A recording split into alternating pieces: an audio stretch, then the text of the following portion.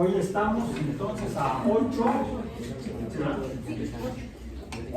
de febrero.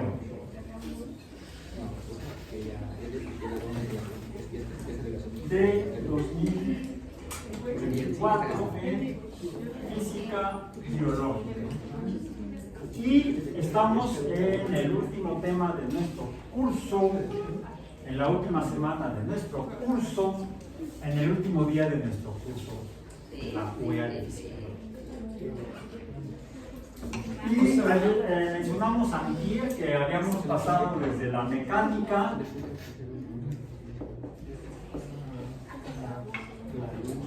podríamos sintetizarla o llamarla la mecánica newtoniana, aunque la habría fundado inicialmente Galileo. La mecánica newtoniana que nos ayudó a entender lo que, cómo se comporta la materia que conforma al universo. La materia, que inicialmente la medimos por la masa, pues no con esa M, ese era el elemento. Con esta M de masa. Posteriormente vimos que en la electricidad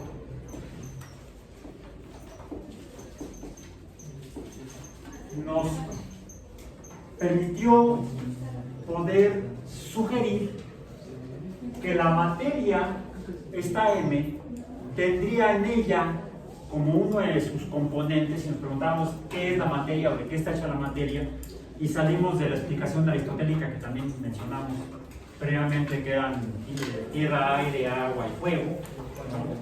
Los 4 elementos aristotélicos. La electricidad nos mostró que habría dentro de la materia alguna que tendría aparentemente carga eléctrica. Y dado que vemos que experimentalmente se comportan dos tipos de cargas, negativas y positivas, pues estas deberían estar dentro de la materia, de alguna manera. Bien.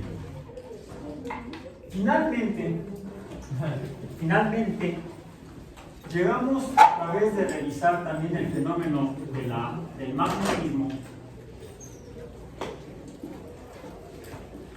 que estos dos fenómenos realmente son manifestaciones independientes, por separado, vamos a decir, de lo que es el electromagnetismo.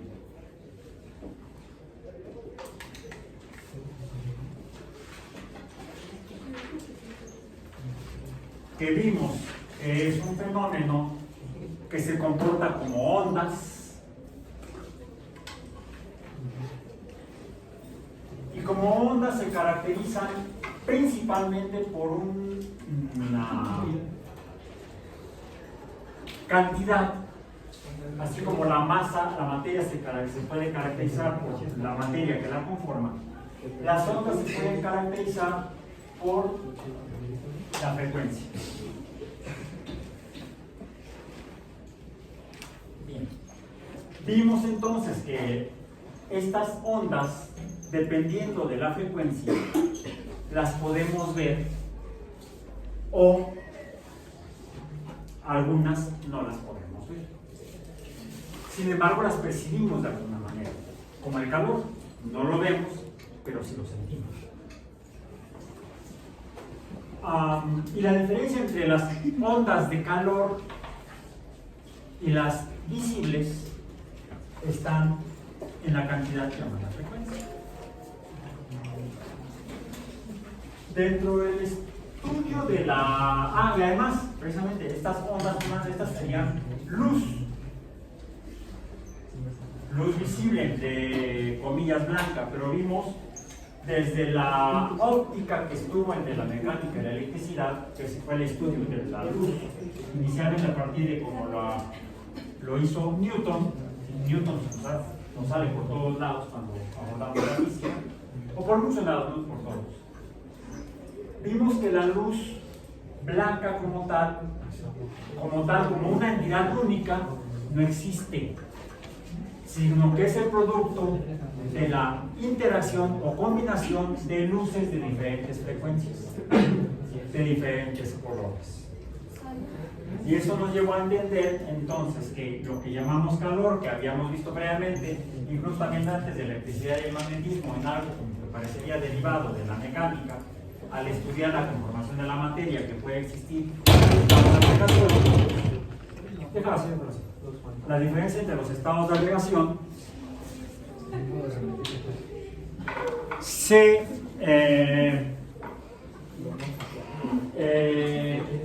es consecuencia aparentemente de lo que sería el calor. Y ahora entendemos que el calor es un tipo de onda electromagnética con valores de frecuencia determinados que las diferencian de la luz visible. ¿Qué relación entonces? ¿Cómo se relaciona todo esto? El calor con la luz de diferentes colores, y qué tiene que ver con la materia y cómo es la materia. Que precisamente el tratar de entender, el ver cómo interactúa la luz con la materia, nos permite, de hecho, llegar a ver, entre comillas, cómo es la materia en otra de las cantidades que vimos al principio del curso, en términos del espacio. El espacio que ocupa la materia en su mínima expresión, que sería lo que Dalton denominó inicialmente como átomo. Sin embargo, el estudio de la electricidad y la existencia de estas dos cosas llamadas cargas, de dos tipos, nos permite llegar a ver que Dalton se quedó corto. Porque aunque Dalton dice que la materia está formada por átomos, y decíamos que eso significaría que la materia no se podría reducir más de tamaño, no se puede dividir más, pues de los átomos en realidad salen estas cosas con carga eléctrica, es decir, parte de la materia está formada por cosas con carga eléctrica. A esas las llamamos electrones, lo representamos con una N minúscula, con un supraíndice barra, como signo negativo. Esta barra representa la carga negativa que tiene la materia. Pero también vimos que los electrones, al interactuar con materia, pueden provocar la emisión de luz de diferentes frecuencias. En otras palabras, debe haber electrones diferentes. Diferentes electrones deben emitir luz de diferentes colores. Y ayer pudieron ver en el laboratorio que efectivamente materiales diferentes, al someterse a la oxidación por calor en las llamas del mechero de Bunsen, emiten luz de color diferente. En otras palabras, su materia está conformada por diferentes electrones. Por eso se puede ver Sí, inicialmente por un efecto óptico simple que sería el de la dispersión de la luz. De hecho, cuando se envió la misión New Horizons a Plutón en el año 2000, creo, 2001, algo así, y que tardó 15 años, creo, no menos, no fue tanto, tardó creo que 3 o 4 años en llegar. Entonces no fue lanzada en el año 2000, llegó en 2014, 2015, debe haber sido lanzada como en 2011 más o menos. El hecho es que la nave New Horizons llevaba cámaras y otros aparatos, y las cámaras, cuando fueron tomando fotos a lo largo del viaje, cuando va llegando a Plutón, toma fotos cuando se va acercando a Plutón. Tenemos fotos muy bonitas donde se ve el corazoncito de Plutón. No sé, nunca más salido. Por eso de que yo los amo con todo mi hipotálamo. Sí, como alumnos, tienen mi afecto. El afecto es una forma de amor, de filiación, que es, se llama amor de amistad, favor de no confundir. Amor de amistad. De hecho, tiene la misma raíz, ambas palabras, amistad y amor tienen la misma raíz. Entonces, como decía, yo soy tu amigo,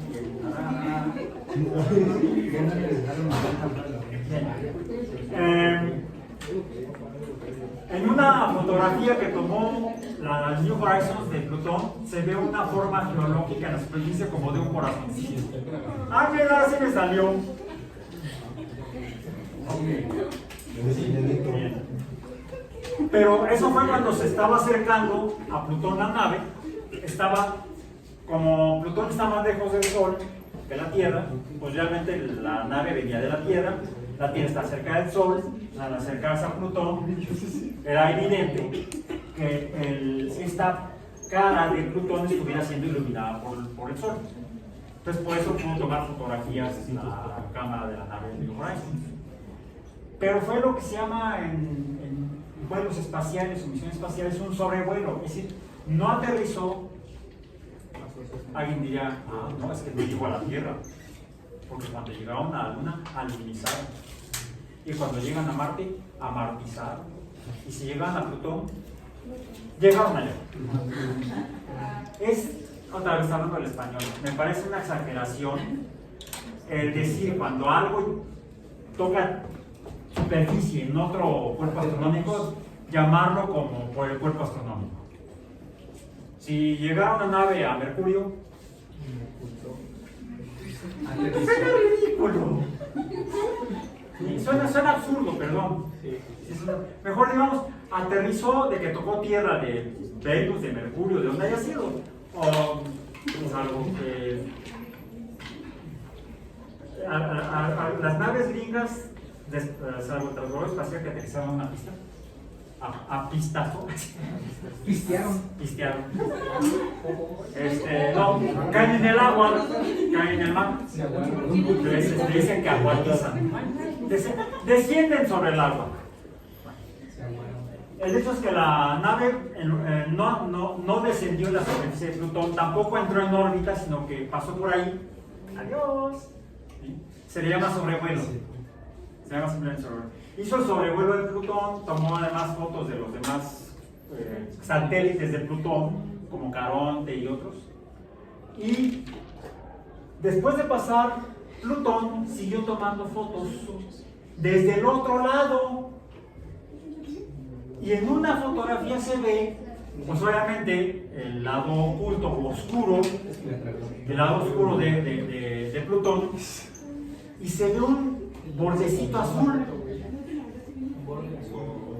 Plutón tiene atmósfera. ¿Cómo pudimos verlo en esa fotografía? Porque la leve atmósfera de Plutón hace lo mismo que la atmósfera de la Tierra. ¿Por qué vemos el cielo azul? Porque dispersa los gases de la atmósfera de la Tierra, principalmente el nitrógeno y el vapor de agua, dispersan la luz azul. El oxígeno también un tanto. Entonces, 3 de los gases más abundantes que están en la atmósfera de la Tierra dispersan la luz azul, y por eso cuando vemos también fotografías de la Tierra tomadas desde el espacio o cerca del espacio, aún en órbita baja, del lado, vamos a decir, del lado de la noche, se puede ver el borde azul de la atmósfera terrestre. Bueno, lo mismo captaron las cámaras de la nave New Horizons cuando pasó por el otro lado de Plutón. Plutón tiene una atmósfera, y si es azul, hay nitrógeno. No hay oxígeno. Llevaba además espectrómetros, medidores del espectro de la luz, que como vieron ayer, diferentes compuestos químicos emiten luz de color diferente, y diferentes compuestos químicos absorben luz de color diferente. Eso es la espectroscopía, el uso del espectro para conocer la composición de la materia, la composición atómica elemental de la materia, pero no solamente atómica elemental, también podemos usar la luz en todo lo que es su intervalo de fenómeno electromagnético, para no solamente identificar a los átomos de diferentes elementos, sino las conformaciones que hacen los átomos cuando se juntan. ¿Qué forman los átomos cuando se juntan? Moléculas o compuestos iónicos. ¿Cómo sabemos que son compuestos iónicos? Porque conducen electricidad, como el ácido cítrico. Pero el ácido cítrico no es un ion monoatómico, sino que es un ion molecular. Tenemos, regresando a la electricidad, cargas eléctricas en átomos y o cargas eléctricas en conjuntos de átomos o compuestos químicos. No debemos llamarles a todos moléculas. Solamente le llamamos moléculas a los que no tienen carga eléctrica neta. Cuando el compuesto químico conformado por varios átomos no tiene carga eléctrica positiva o negativa neta, entonces le llamamos molécula. Cuando tenemos compuestos químicos formados por varios átomos y sí presentan carga eléctrica neta, entonces le llamamos compuestos iones. Entonces, la electricidad nos ayuda incluso a poder conocer desde el punto de vista químico. Por ejemplo, podemos saber si un compuesto químico molecular efectivamente está como molecular o está como compuesto iónico. Por ejemplo, cuando en lugar de tener el ácido cítrico, tenemos al citrato de sodio. O en lugar de tener al ácido sulfúrico, tenemos al sulfato de sodio, que fue uno de los compuestos que usaban el día de hoy. Ok. Ahora, es por eso que necesitamos entender, más que solamente conocer, porque ustedes ya vieron conceptos de física desde la primaria en sus libros de ciencias naturales, posteriormente en la secundaria en sus libros de física 2, o no física 2, ciencias 2 con énfasis en física, ya hablamos de eso también. Y en el bachillerato haya sido preparatoria, bachilleres, CECIT, la que haya sido, al colegio de bachilleres. Sí, puedes ir al colegio de bachilleres y luego entrar a la Universidad del Vago de México. Todas tienen sus apodos. Ok. Bien. Es decir, ya antes sabíamos, antes de entrar a la universidad, todos nos vimos obligados a pasar por cursos de física, a veces infumables. A veces pues, no infumables, pero no entendí nada, o no aprendí nada. O sí recuerdo y hasta memoricé algunas cosas y las puedo enunciar, las puedo mencionar, pero realmente las entendemos, y más importante que eso, ¿sabemos cómo usarlas? Cuando además hemos tomado la decisión de estudiar una carrera de ciencias, de ciencias biológicas, por ejemplo, como biología experimental, y a mí que con la física. ¿Por qué defendí física como gato boca arriba cuando quisieron quitarla? ¿El agua es un compuesto iónico o no? Estrictamente no. Manifiesta algo de carga eléctrica, pero no es neta, no se manifiesta completamente, sino que se comporta como si tuviera las cargas en dos regiones diferentes, y es por eso que se dice que el agua es polar, porque presenta, se pueden detectar cargas parciales, una carga eléctrica parcial positiva y otra negativa en el mismo conjunto del compuesto de agua. Incluso cuando le aplicamos una corriente eléctrica entre dos electrodos a agua, vemos que salen dos gases diferentes, un gas más pesado que otro, y que cuando les acercamos, les ponemos una chispa, o les acercamos una fuente de calor como una pequeña llama, ambos reaccionan, se oxidan de forma expansiva, hacen una pequeña o gran explosión. Hay que hacerla en el laboratorio de manera pequeña, controlada, para que no pase lo que le pasó al Challenger, transbordador espacial de la NASA, que desafortunadamente, como una fuente de calor entró en contacto con el tanque donde iba hidrógeno líquido y oxígeno líquido, fallecieron 7 astronautas en 1986. Fue Fue a finales, no, principios de febrero del 2023. No me acuerdo. Bien. Y además, las flamas que emiten cuando se prenden el hidrógeno y el oxígeno son ligeramente diferentes en cuanto al color. Sí, porque es oxígeno. Si uno mide las masas y cuantifica, llega entonces a la conclusión, a través de esto, de ver que es producto se produce del agua a través de la electricidad, se puede medir y se pueden identificar dos compuestos químicos diferentes. Uno de ellos lo identificó plenamente un religioso inglés, Joseph Priestley. El oxígeno. Le llamó aire inflamable. Es el oxígeno. Y se miden las cantidades, se puede llegar a la conclusión de que hay una proporción de 2 a 1. Por eso es que sabemos, bueno, ahora decimos que el agua es H2O.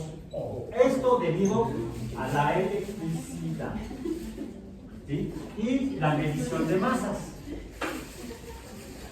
Es así como conocemos la composición química elemental atómica de muchos compuestos químicos hasta el siglo XIX. Ya en el siglo XIX hablamos de los experimentos, de los trabajos o de los avances o experimentos de Gustav Kirchhoff con Robert Bunsen, de las observaciones sobre el espectro de la luz visible descubierto, o más no descubierto, descrito y explicado por Newton, pero visto con mayor detalle por Fraunhofer, que encontró sombras en el arco iris o el espectro de la luz que venía del Sol. Y que esas sombras son equivalentes a las luces que emiten compuestos químicos que Kirchhoff y Bunsen analizaban con su mechero. Desde mediados finales del siglo XIX hemos tenido la oportunidad de, a través de la identificación de estas cosas y de las bandas de emisión, vamos a ponerlo así, eso sería Kirchhoff y Bunsen. Chilín, chilín, chilín. Paz. Esas pueden ser las bandas de emisión de un compuesto químico, que podrían ser diferentes a las bandas de emisión de otro compuesto. Quizá en la misma región, pero en posiciones diferentes. Quizá diferentes en cantidad y diferentes en posición dentro del intervalo de las regiones de los 6 colores del espectro de la luz visible. Y estas suelen asociarse con qué tanta carga eléctrica negativa podría tener un elemento. Bueno, después de mucho trabajo en este sentido por varios investigadores, la historia está en el material que está disponible en el sitio web del curso. De hecho, hay un libro muy bueno que está ligado, me parece, en las lecturas, y unos apuntes que tomé de un profesor de la UNAM. Y no, todo lo que está en internet es público, incluso mi sitio web también es público. No, fíjense que no me lo piratean, afortunadamente. Pero sí he visto que los han usado, han puesto como referencia algunos de los sitios que yo he hecho en otros lugares, en otras instituciones. Que bueno, es la idea, enriquecer la cultura global. Pues sí, para eso sirve Internet. Bien. Y finalmente, todo comenzó con la llegada de una nave de otra galaxia. No. A través de, inicialmente, el primer fenómeno, ¿cuál es? Óptico. Refracción. Desviación de la luz.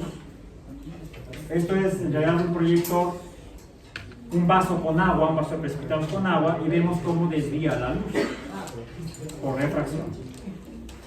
La refracción de la luz nos permitió entonces, o le permitió a Newton,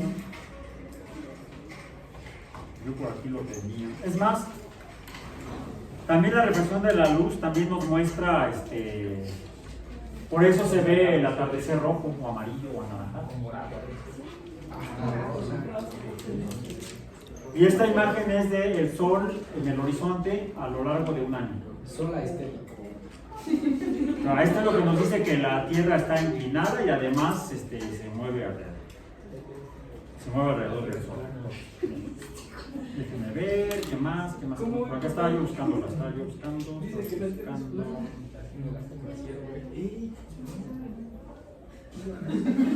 Según yo tenía aquí el espectro. El espectro, no, ese no. Bueno, aquí está el video de la lámpara. Pues ya la vimos. La lámpara déjenme ver. En algún lugar quedó el espectro.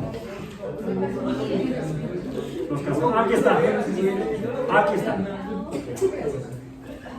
Esto es cuando hay suficiente oscuridad, donde uno va a proyectar la luz del prisma que he traído en las clases. ¿Sí? Es como se vería si pudiéramos oscurecer completamente la habitación, el salón, y así es como se vería el espectro del sol solamente saliendo del prisma. Cuando ponemos entonces un lente o un sistema de lentes como un pequeño telescopio, que fue lo que hizo Fraunhofer, vamos a ver en rayas oscuras, que son las que cuando elementos químicos los ponemos al mechero de Bunsen, le ponemos un prisma y le ponemos lentes, vamos a ver las franjas de visión. Y esas se asocian, de hecho miren, en esta lo que tengo es, recuerden que me mostraron para la tercera evaluación, pues no fue la cuarta evaluación. La tercera fue. ¿La tercera fue la del prisma? La primera fue la de la caída. La primera fue el lanzamiento. La segunda fue el calentamiento del plasma. La cuarta fue la de la luz. Esta. Y algunos usaron discos compactos. ¿Sí? ¿Quién usó un disco compacto? ¿Usted usó un disco compacto? Esto que está aquí es la luna. O sea, este que parece un foco no es un foco, es la luna. La tomé con el celular. Es la foto, se quema, decimos en fotografía, se quema, porque es mucha luz, es la luna llena. La luna en fase de luna llena. Entonces, la cámara de cualquier celular se quema. O sea, antes no lo hago, no. Se dice que la imagen se quema en fotografía. La imagen se quema en fotografía. No se ven los cráteres, no se ven los mares. Se ve nada más un disco blanco sin definiciones. Si ustedes ponen el disco compacto, vamos a decir, ven la luna en el centro, en el hoyito del disco compacto, van a poder ver el espectro de reflexión visible de la luna. ¿Esa foto me tomó usted? Sí, la tomé con el celular. Y con el disco compacto que usé antier, aquí en clase, para ver la difracción del láser rojo y del láser verde. Bueno, podemos comparar el espectro de la luz del sol, que vimos hace rato, con y vamos a ver pequeñas diferencias. ¿Por qué? Porque la luna está recibiendo la luz del sol y refleja, pero no todo. Parte de la luz es absorbida, pero no todo el espectro parejo. Depende de la composición química de la materia que forma la superficie del átomo. Entonces podemos identificar la composición de la materia aún a 380,000 kilómetros de distancia. No, que estamos haciendo. No, este no es el espectro del queso, güey. Saben que dicen que la luna es de queso.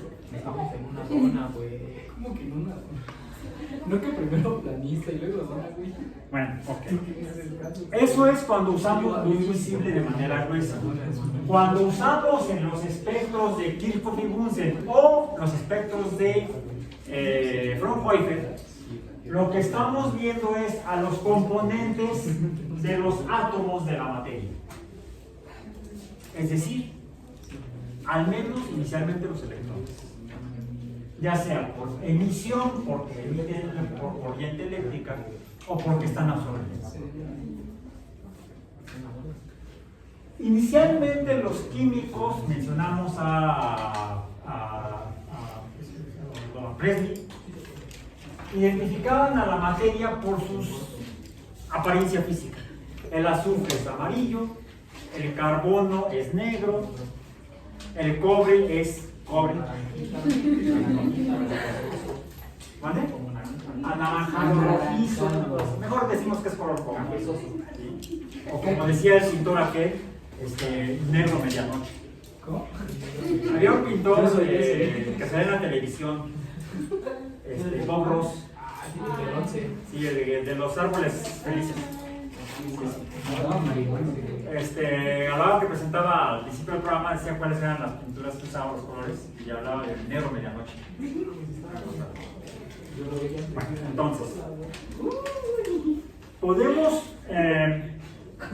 cada color de luz tendrá una frecuencia diferente y entonces nos estará hablando de electrones diferentes en regiones diferentes alrededor de el centro del átomo.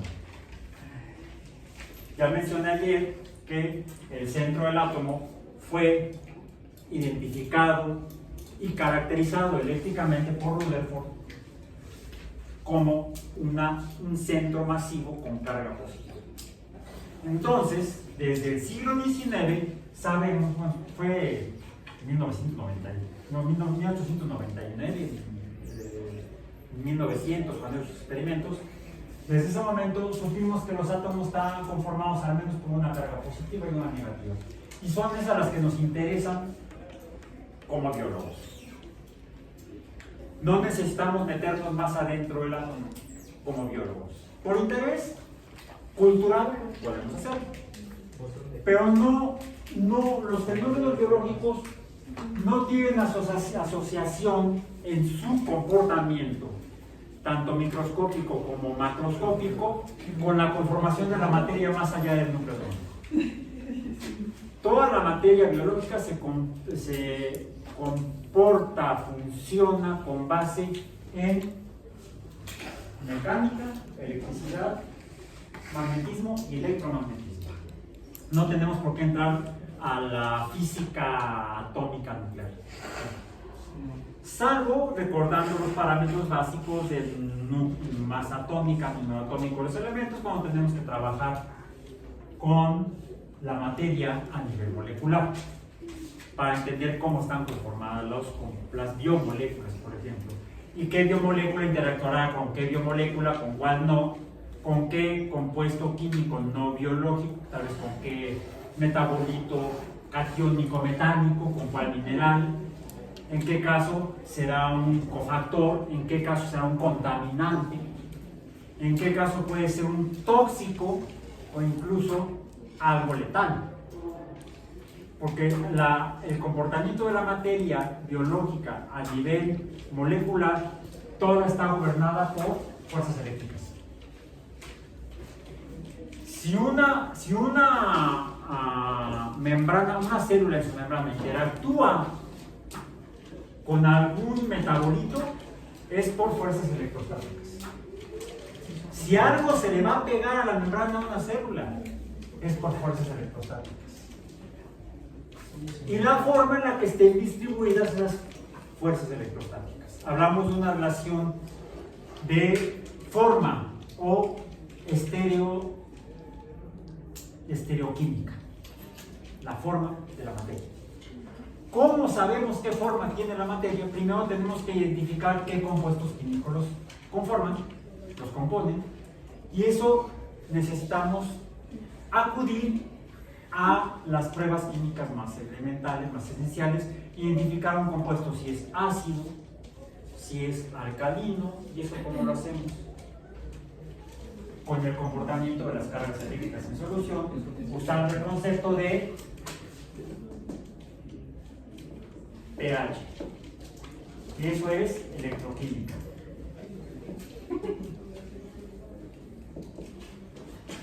Por ejemplo.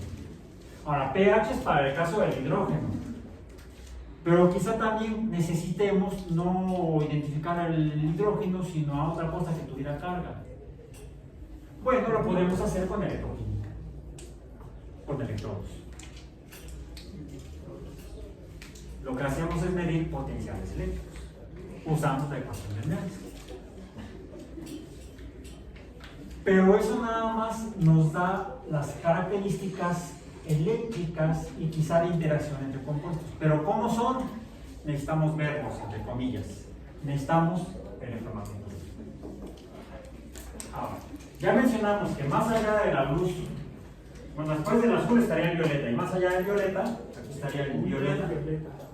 Está el ultravioleta. Para acá estarían alfa, beta, gamma y rayos X. Y en rayos X estamos hablando de longitud de onda del orden de 10 a la menos 10 metros.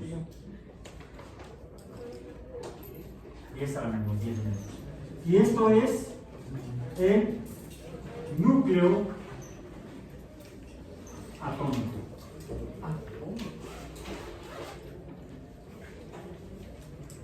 Esto es luz. Y como luz se emite, se absorbe, se transmite, se refleja, se refracta y se difracta. La difracción, ayer hablamos de ella, es la desviación, ayer y antes, es la desviación de la luz o de la radiación electromagnética al pasar por espacios que se relacionan con la longitud de onda. Espacios muy pequeños, de 10 a la menos 10 metros, corresponden a la magnitud de la distancia entre núcleos atómicos. Y es por eso que si tenemos materia y la iluminamos con rayos X, los rayos X se van a desviar, demostrándonos que los átomos se arreglan en forma como si fueran, como en una malla, como si fueran una reja tridimensional. Y entonces podemos, midiendo la desviación y la intensidad de la luz de rayos X desviada, estimar lo que la desvió. Si fueron átomos grandotes o átomos chiquitos. Y no solo eso, ¿en qué posición está cada uno dentro de la reja? Y es ahí donde entonces la espectroscopía de rayos X, que se llama popularmente cristalografía, porque para poder usar luz de rayos X necesitamos que la materia esté en forma cristalina, no en solución. Es un problema, porque ya vimos que los sistemas biológicos a veces se pueden encontrar en cualquiera de los tres estados de agregación o intermedios de la materia. Alguien puede decir, bueno, podríamos estudiar la estructura ósea, de la materia ósea a nivel molecular, porque son sólidos y quizá tengan arreglos cristalinos.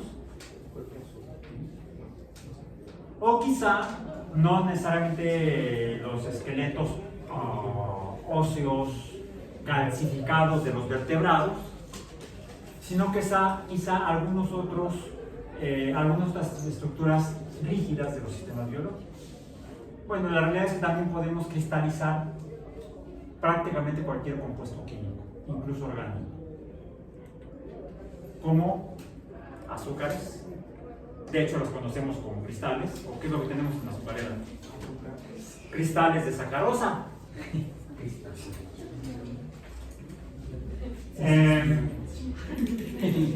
Hay algunos que se cristalizan más fácilmente.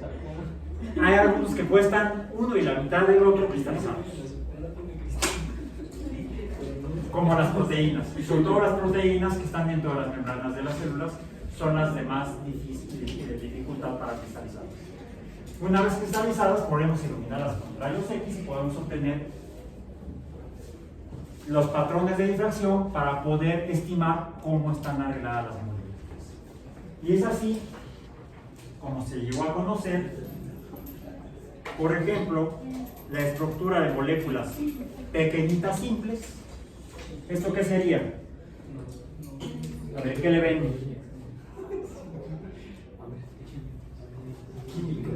Química. Siempre ya llevaba un químico orgánico.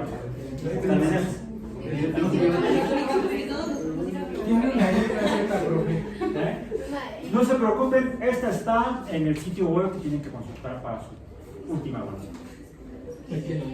Y si no, la voy a subir también al sitio para que la puedan ahí consultar. Pero esa no la tengo que nombrar, ¿verdad? No, el nombre yo se lo digo, esta se llama Monelsina.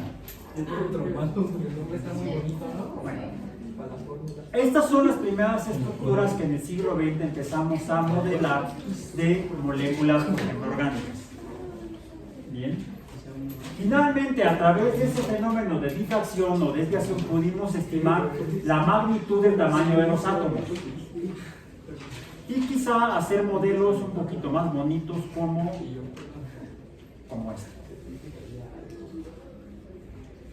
Esta es una molécula, de hecho, presentada de otra manera, donde ya tenemos los volúmenes, el tamaño de una molécula parecida a la anterior.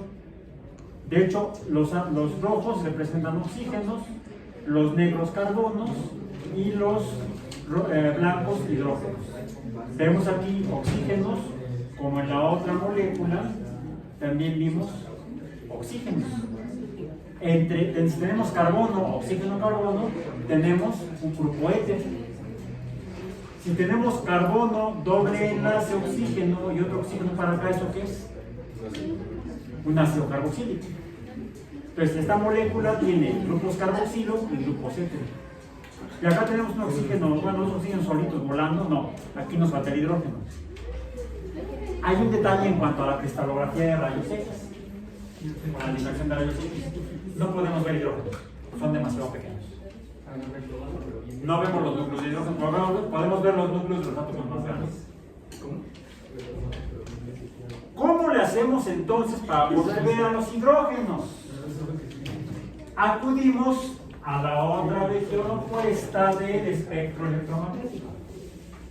Debajo del rojo está aquí está el rojo, ya no tengo que poner la R, está el rojo. Aquí estaría el infrarrojo. Debajo del infrarrojo están las microondas y luego las ondas de radio. Bueno, no los núcleos atómicos, no, sí, los núcleos atómicos. Los núcleos atómicos entonces tienen carga positiva y aparentemente presentan movimiento. También las partículas con carga negativa o electrones también presentan movimiento. ¿Qué sucede cuando una carga negativa se mueve? Cuando tenemos cargas negativas en movimiento. Vimos el experimento. Se produce un campo magnético. La electricidad produce magnetismo cuando hay cargas en movimiento. Si estas cosas están en movimiento, deberían estar generando campos magnéticos. Pues sí. Los átomos o los electrones de los átomos generan campos magnéticos medibles, pero la energía es muy, muy, muy pequeña. ¿Dónde estará?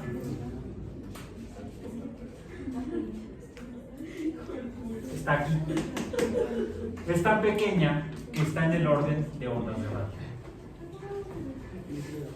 Entonces, si hacemos coincidir una onda de radio con la energía de movimiento de los electrones de un compuesto químico, podemos entonces perturbarlo.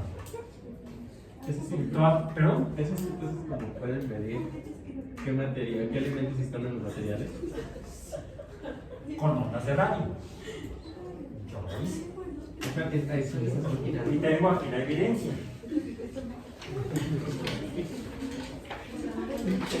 Ya es viejito el experimento, pero aquí está.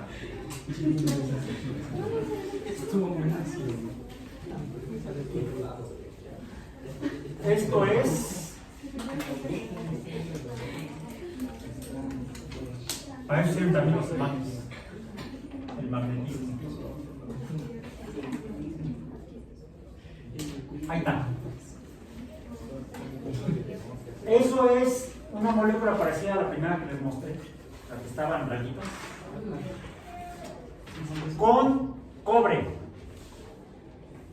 Esta molécula se llama nigericina. Con cobre, si no hubiera magnetismo, se obtendría una raya continua. El hecho de que no haya una raya continua me está diciendo que ahí hay electrones generando campos magnéticos. La molécula sola de nigericina produce una línea recta. Es decir, la molécula es magnéticamente neutra, pero el cobre no. Entonces, lo que estoy detectando es la presencia del cobre pegado a la molécula. Esto es la misma molécula con manganeso.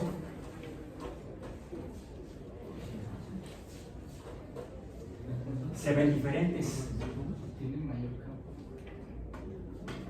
La forma en la que se perturba el campo magnético es más. Aquí de hecho se puede obtener el espectro del cobre solo y es más grande. El hecho de que se modifique con la presencia de la nigericina, lo que nos está diciendo es que esta molécula orgánica se le está pegando al cobre, y esto lo que nos está diciendo es que la molécula orgánica se le pega distinto al manganeso. Si fueran iguales, los espectros tendrían al menos la misma magnitud, las deformaciones. Ahora, esta es una manipulación que hace el aparato matemática, porque en realidad, cuando una molécula interactúa con algún tipo de luz, la estamos iluminando. No la estamos prendiendo, no estamos haciendo que emita luz, la estamos iluminando. ¿Y cuál sería el fenómeno? Absorción. Absorbiría la luz. Bueno, lo que les voy a mostrar ahora son. Aquí está. Precisamente la segunda molécula, la que estaba en bolitas, el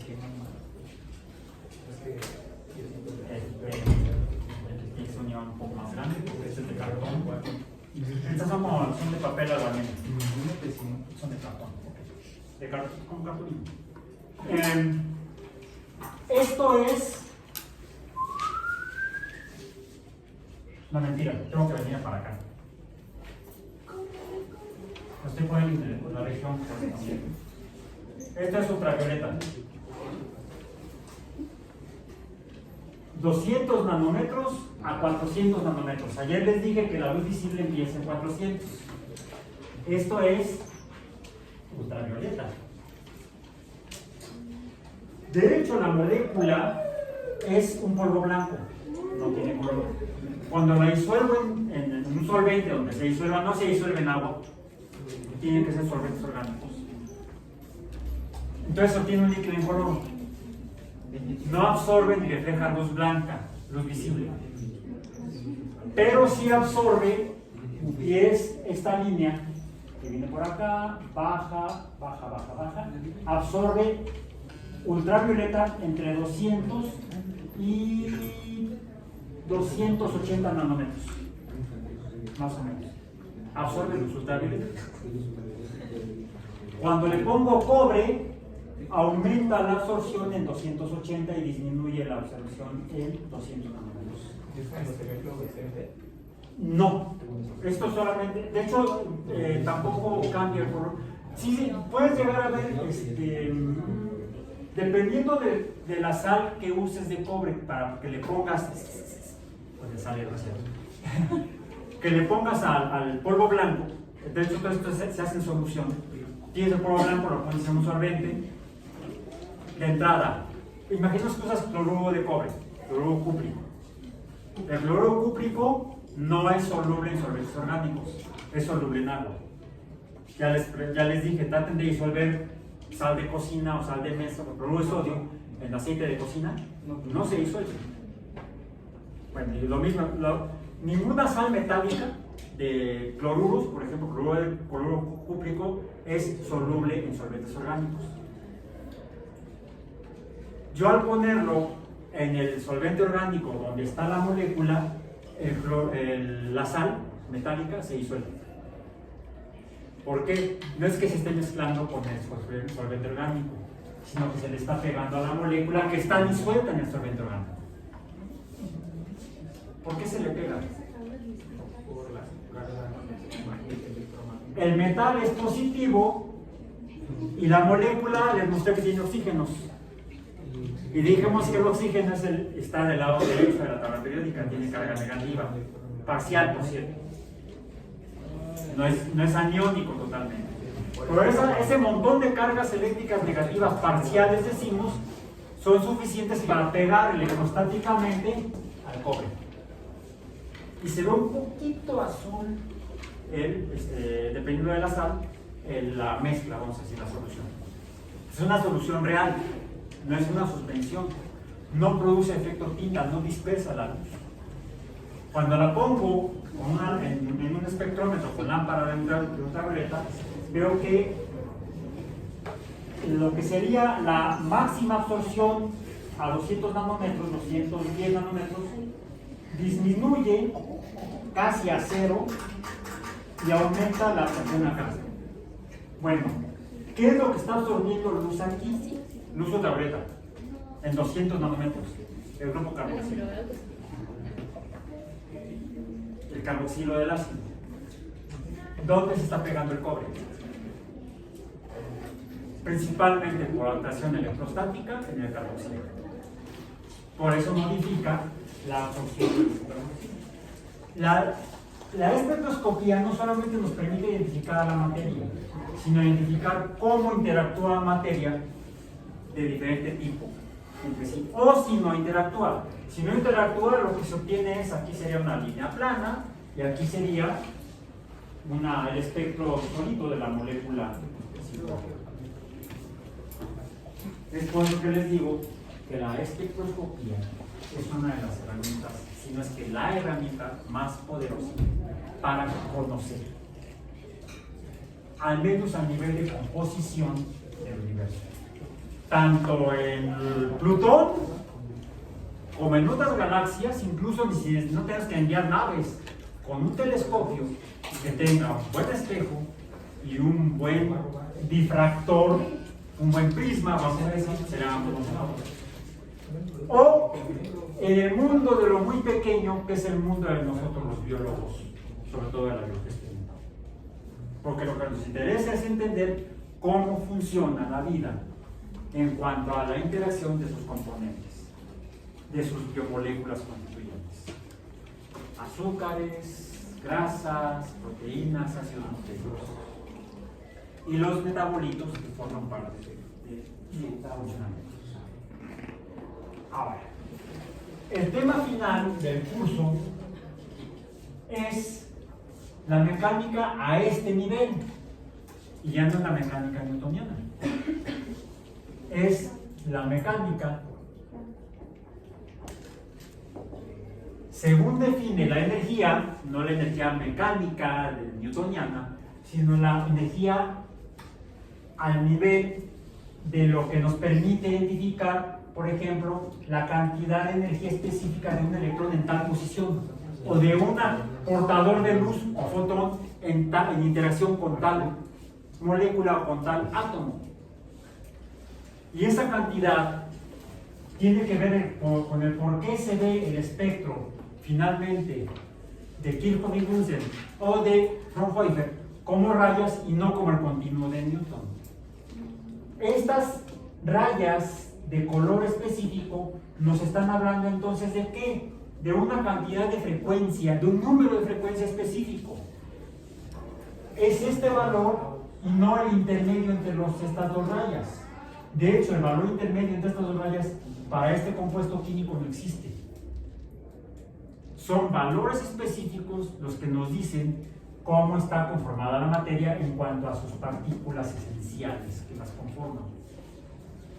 Y se definen por una cantidad específica y única de energía, definida por la ecuación de Planck que ayer escribí en el pizarrón, que es la energía depende, esa cantidad exacta de energía corresponde a una única frecuencia multiplicada por la constante de Planck, siendo esta frecuencia la de cada una de estas rayas. Desde los rayos X hasta las ondas de radio. Cada forma de materia en el universo podrá en su caso interactuar, claro, eso toda está conformada por átomos, toda la materia estará formada por átomos y tendrá núcleos y entonces interactuará con rayos X. Cada átomo con energía o luz de rayos X de diferente color o frecuencia, vamos a decir. Cada compuesto químico interactuará tal vez con ultravioleta, con visible, con infrarrojo, con microondas y con ondas de radio, dependiendo de su composición particular de partículas, de materia, los electrones y los componentes íntimos internos del núcleo atómico, los cuales, les digo a nosotros los biólogos, no nos importa. Entonces, maestro, una pregunta, ¿esa es la razón por la cual los rayos X, por la carga positiva de los metales, te piden, por ejemplo, que te quites todo objeto metálico? Sí. Además de que puede interferir con... cuando a uno le toman fotografías, foto.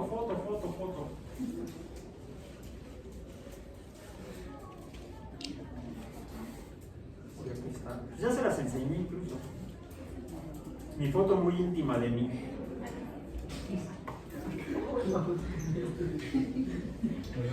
Sí, no. Donde no tengo nada. Pues, completamente desnudo. Híjole. Estoy completamente desnudo. Y sin músculo. Completamente desnudo. Sin anteojos. Pero ¿qué es lo que se ve abajo de los dientes? Y placa Pues sí, tiene de cuando me reconstruyeron. Ahí salió mi gato. Aquí está. Ahí antes de la reparación y la otra fue después de la reparación. Qué guapo.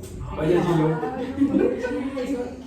Bueno, esta fue una. Chécate ese hielo. Las otras fueron acá y acá. Fue una fractura múltiple de maxilar inferior. Nada más porque aterricé.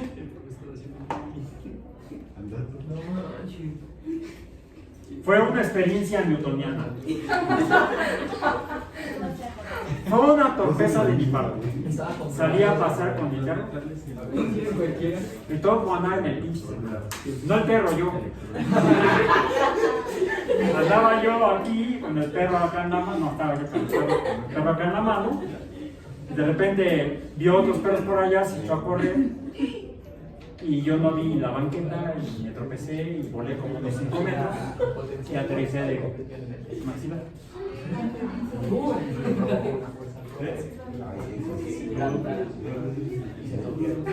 Entonces tengo reconstruido el maxilar. Fue un experimento de conservación del momento, de conservación de los dientes. No se cayó ni uno. Y luego pasé por todos los análisis espectrales. Bueno, todos, fue principalmente rayos X. Ahora, fíjense, hablaba yo de esto. A lo mejor alguno de ustedes, o algún familiar o amigo, casi todos los que hemos tenido lesiones hemos pasado por aquí.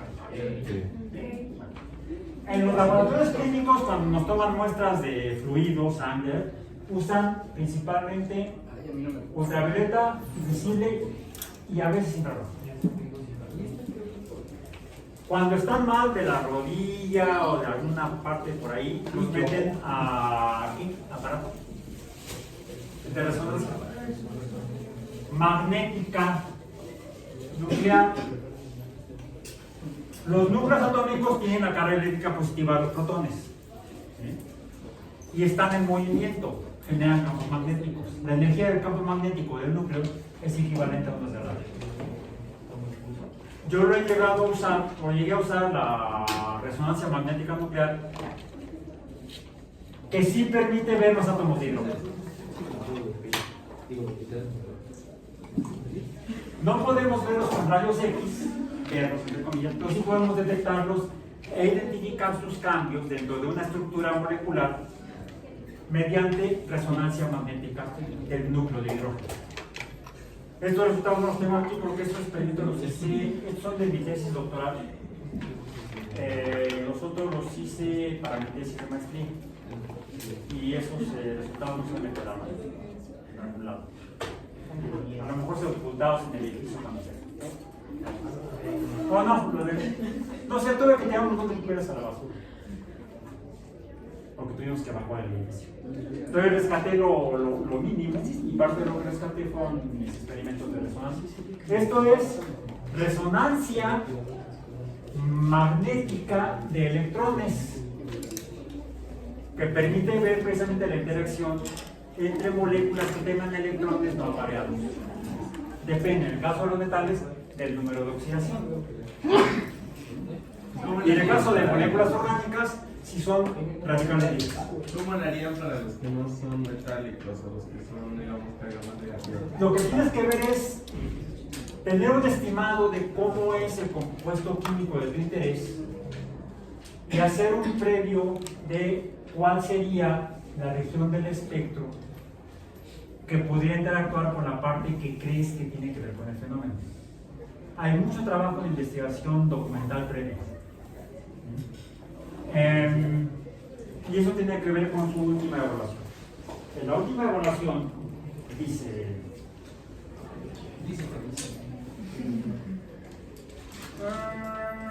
física biológica.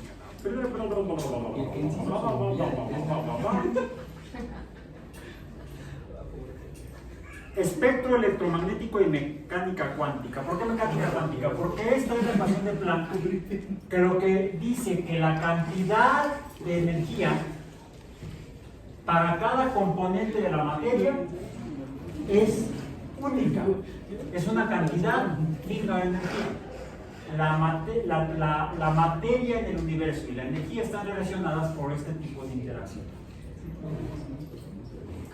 La frecuencia de la luz que absorbe o emite la cosa que conforma la materia con la energía que contiene esa cosa. Cuando decimos que la luz tiene propiedades cuánticas, no se refiere a que son pelotitas o cañiquitas. Es que la luz es partícula u onda. La luz son ondas electromagnéticas.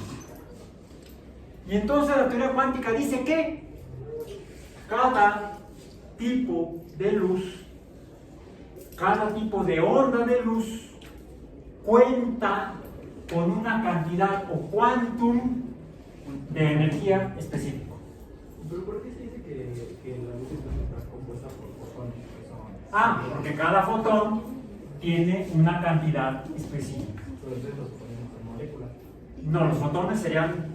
Es más, los fotones no tienen masa. Por la velocidad de la cambianza. No tienen masa. No sé por qué no tienen masa. ¿Cómo existen si no tienen masa? Porque son energía. Todo lo que existe en el universo existe en una de dos formas: en forma de materia o en forma de energía. Y no solo eso, son, según Einstein, el cual no aceptaba esto, la mecánica cuántica, la mecánica, y nada más la voy a mencionar, relativista. La mecánica relativista dice que la energía es equivalente a la materia, pero multiplicada por una constante. La C aquella que vimos cuando llegamos a esto, la velocidad de la luz.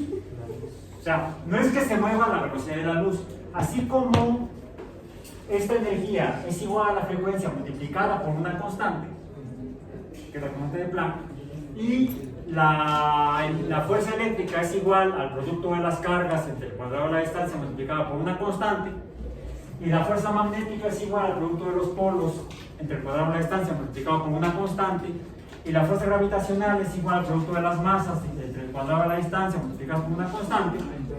Pues la cantidad de energía de un algo es igual a la masa que conforma ese algo multiplicada por una constante que resulta ser el número de la velocidad de la luz. Ese es el número. Nada más. Sí, todo esto tiene un desarrollo más extenso, pero la conclusión última es esta, que la materia y la energía, son equivalentes. Y con esto, finalmente, llegamos al término. Gracias. Y un cartelito atrás, aplausos.